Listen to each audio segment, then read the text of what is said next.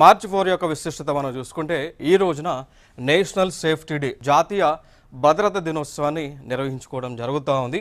So నిర్వహించాలి అనేటువంటి చెప్పినటువంటి సంస్థ కూడా మనం చూసుకుంటే నేషనల్ సేఫ్టీ కౌన్సిల్. మరి ఎందుకు ఈ రోజునే నేషనల్ సేఫ్టీ డేని మనం నిర్వహిస్తున్నామంటే ఈ రోజున నేషనల్ సేఫ్టీ కౌన్సిల్ ఏర్పాటు అయినటువంటి సందర్భం 1966 సంవత్సరంలో ఏర్పాటు అవ్వడం జరిగింది.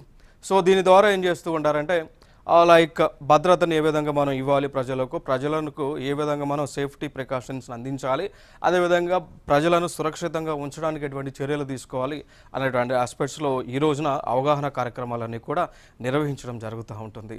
అదేవిధంగా ఈ ఇండస్ట్రీస్లో సో ఇక మనకి ఇండస్ట్రీస్లో వచ్చేటువంటి విపత్తులు ఏవైతే జరుగుతూ ఉన్నాయో లేదా ఇండస్ట్రీస్లో వివిధ రకాలైనటువంటి గ్యాసెస్ లీక్ అవుతూ ఉన్నాయో సో వాటి నుంచి మనం ఏ విధంగా రక్షించుకోవాలి అనేటువంటి ఆస్పెక్ట్స్లో ఆ యొక్క డేని మనం నిర్వహిస్తూ ఉన్నాం. దానితో పాటు ఈ యొక్క ఇన్స్టిట్యూషన్లో సేఫ్టీ ప్రికాషన్స్ తీసుకోవడం, స్ట్రాంగ్ సేఫ్టీ ప్రికాషన్స్ తీసుకోవడం, తద్వారా ఈ యొక్క ప్రాణ నష్టం కానీ ఆస్తి నష్టం కానీ తగ్గించేటువంటి కార్యక్రమం ఉద్దేశంతో ఇది నిర్వహించడం జరుగుతూ ఉంది.